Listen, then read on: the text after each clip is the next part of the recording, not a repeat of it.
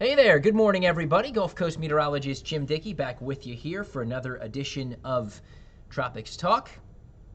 Still, as we look out across the Atlantic, no named storms out there right now. Not something we can always say through the first 4 days of September, but the one area we are watching the development chances per the National Hurricane Center continue to pick up with it.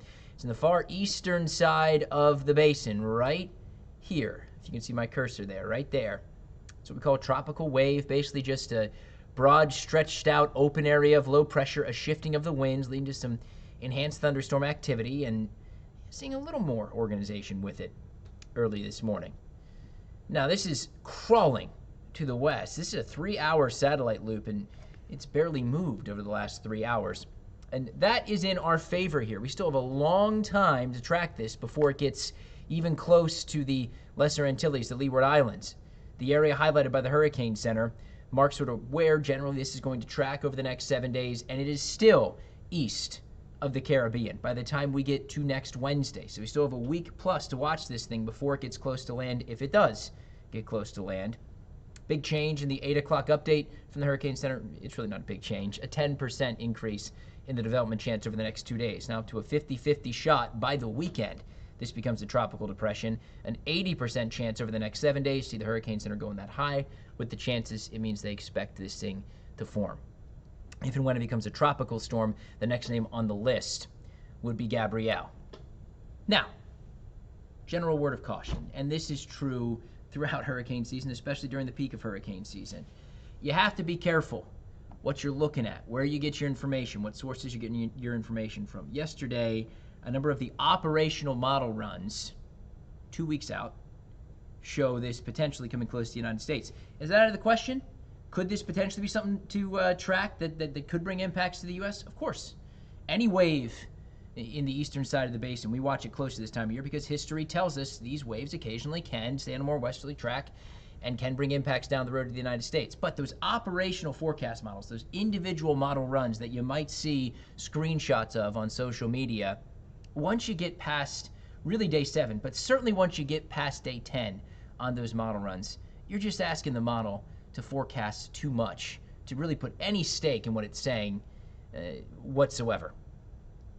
Now, again, some of those models did show impacts potentially to the United States, but let's dive in to one of those models, and we'll keep it within a more reasonable time frame going a week from now. So here we are by Sunday, and that GFS forecast model does show a fairly well-defined low pressure area. This would be at least a Tropical Storm Gabrielle at this point in time, and then continuing on a westerly course, and then starting to turn to the north. I think a big factor here in the near term, how quickly does this ramp up?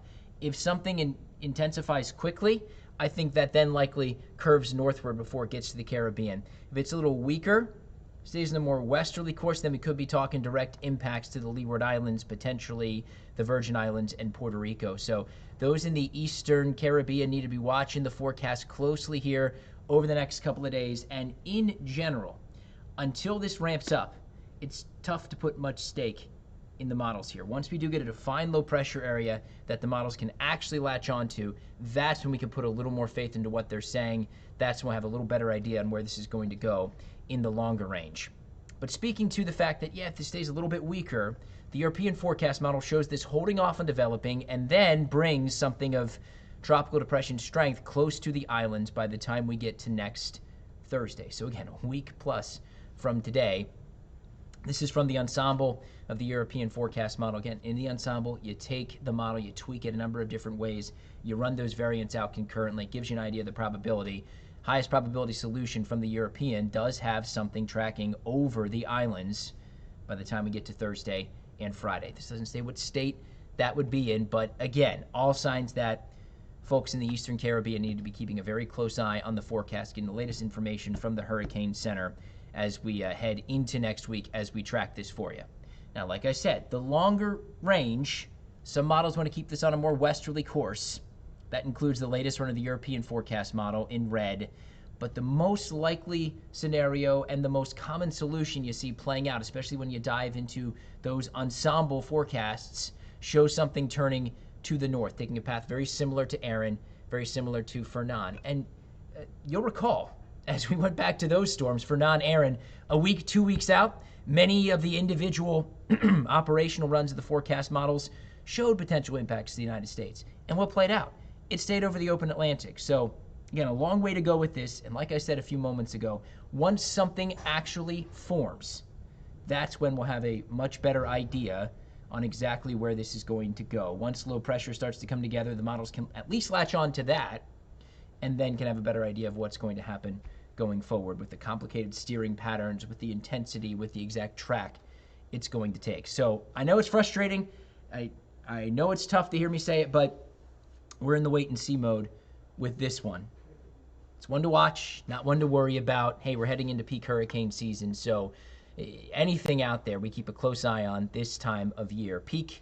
The historic peak in activity is only a week away from now on September 10th, and we'll likely stay busy right on through September into October. Conditions looking, if anything, even more conducive to get things going during the second half of September and into early October. So there'll be plenty more to track for you, and I'll be doing it for you here on Tropics Talk the rest of the way.